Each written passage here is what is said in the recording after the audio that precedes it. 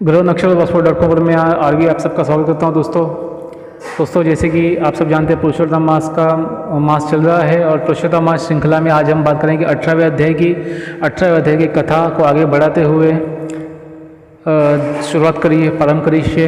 अगर आपको पसंद आए, समझ आए तो इसका पुण्य प्राप्त कीजिए। और क्योंकि ये इस विषय पे मुझे बोलना अच्छा लगता है, ये मुझे सुनना अच्छा लगता है, इसलिए मैं ये पोस्ट करता हूँ दोस्तों। अध्याय और कथा बड़ा ही मन को सुकून देता है। सुनिए, समझिए और इसका आनंद लीजिए। 18वां अध्याय प्रारंभ करिए। नारद जी बोले, हे तपोनिधि। उसके बाद साक्षात भगवान वाल्मीकि मुनि ने राजा दशरथ का क्या कहा, आप कहिए। श्री नारायण बोले, वह राजर्षि दशरथ ने अपने पूर्व जन्मों का वृत्तांत सुनकर आश्चर्य करता हुआ मुनिश्रेष्ठ वाल्मीकि मुनि से पूछता है। दशरथ बोला, हे ब्रह्मन, आपके नवीन सुंदर अमृत के समान वचनों को बारंबार पान कर भी मैं तृप्त नहीं हुआ, इसलिए पुनः उसके बाद वृत्तांत कहिए। वाल्मीकि मुनि बोले, हे जगतिपति, इस प्रकार उस ब्राह्मण के विलाप करते समय गर्जना से दशों दिशाओं को गिरजित करता हुआ उस असमय में होने वाला मेघ आया। पर्वतों को कांपने के समान तीक्ष्ण और स्पर्श वाला वायु बहने लगा और बिजली अत्यंत चमकती हुई अपनी आवाज़ से दशा दिशाओं से पूर्ण करती हुई इस तरह एक मास की दृष्टि हुई कि जिस जल से पृथ्वी भर गई, परंतु पुत्रशोक रूप अग्नि के ताप से संतप्त वह ब्राह्मण कुछ भी नहीं जान सका।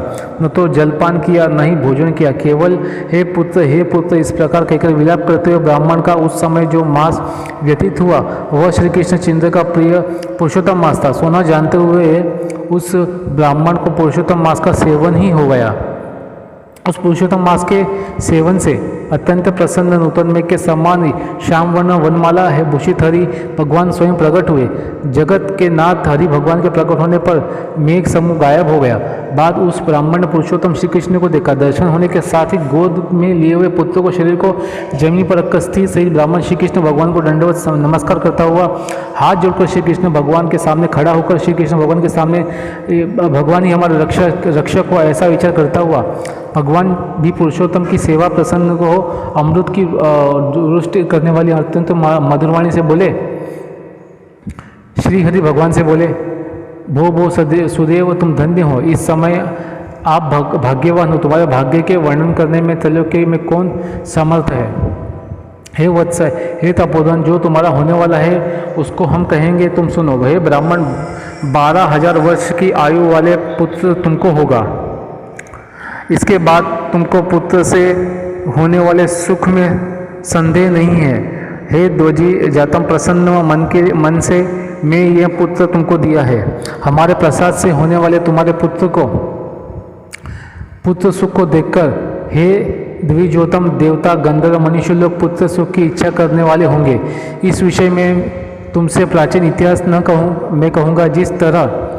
जिस इतिहास में को पहले मार्कंड मुनि ने राजा रघु से कहा था। प्रथम कोई श्रेष्ठ मन वाले धनु नामक मुनीश्वर और लोगों के पुत्र रूप मानसिक चिंता से जले हुए देखकर दुखित हुए और अमर पुत्र की इच्छा करके दारुण तप करने लगे। 1000 वर्ष बीत जाने पर धनु मुनि से देवता लोग बोले, हे मुनीश्वर, तुम्हारे कठिन तप से हम सब प्रसन्न हैं, इसलिए अपने मन के अनुसार श्रेष्ठ वर मांगो। श्री नारायण बोले, देवताओं के अमृत तुल्य इस वचन को सुनकर उन तपोधन धनु नामक मुनि ने बुद्धिमान और अमर पुत्र को मांगा। बाद उस ब्राह्मण से देवताओं ने कहा कि पृथ्वी में ऐसा पुत्र नहीं है। जब धनुर्मुनि ने देवताओं से कहा कि अच्छा, ऐसा पुत्र दो जिसकी आयु की मर्यादा बंधी हो। देवता ने कहा, कैसी मर्यादा चाहिए। उस पर उस मुनि ने भी कहा कि यह महान पर्वत जब तक रहे तब तक उसकी आयु हो गए। ऐसा ही हो। इस प्रकार कहकर इंद्रादि देवता स्वर्ग को चले गए। धनु शर्मा ने थोड़े समय में वैसा ही पुत्र को प्राप्त किया। उस मुनि का पुत्र आकाश में चंद्र के समान बढ़ने लगा। 16 वर्ष होने पर मुनीश्वर ने पुत्र से कहा, हे वत्स, ये मुनि लोग कभी भी अपमान करना योग्य नहीं है। इस तरह शिक्षा देने पर भी उस पुत्र ने मुनियों का अनादर किया।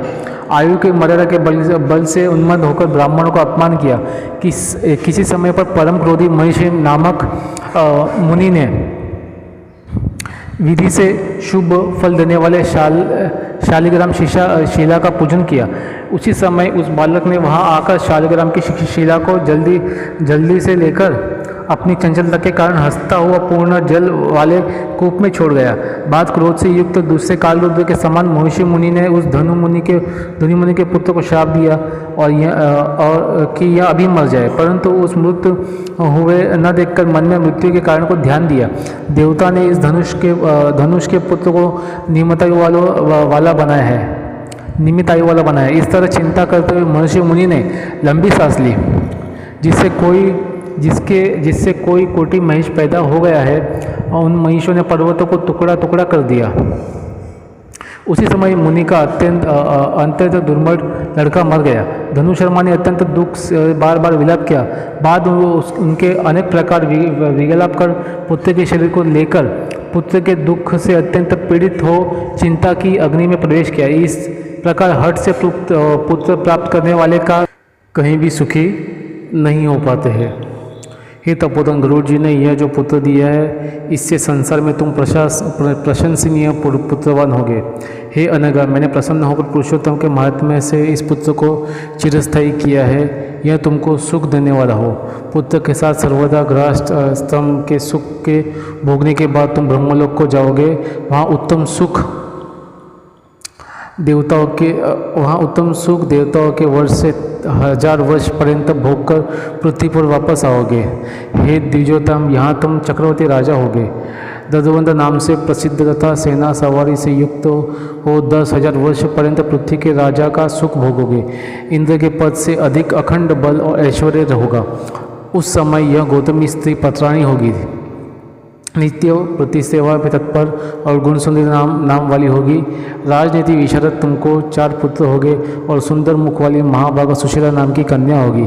हे महाभागा, सुरों और असुरों को दुर्लभ संसार को सुखों को भोगकर इस पृथ्वी में हमने सब कुछ किया है और अब कुछ करते हुए नहीं है। इस तरह अज्ञान से मोहित होकर अत्यंत दुष्ट संसार के विषयों से खींचे हुए मन वाले तुम संसार रूपी समुद्र के पार करने वाले विष्णु भगवान को जब भूल जाओगे, तब हे विप्रा, उस समय वन में यहाँ तुम्हारा पुत्र शुक्र पक्षी होकर वटवृक्ष के ऊपर बैठकर वैराग्य पैदा करने वाले श्लोक को बारंबार पढ़ता हुआ तुमको इस प्रकार बोध कराएगा। शुक्र पक्षी के वचन को सुनकर दुखित मन होकर घर आओगे।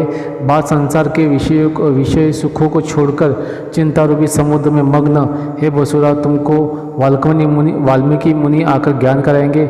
उनके वचन से निसंदेह ही शरीर को छोड़कर हरि भगवान को पद हो।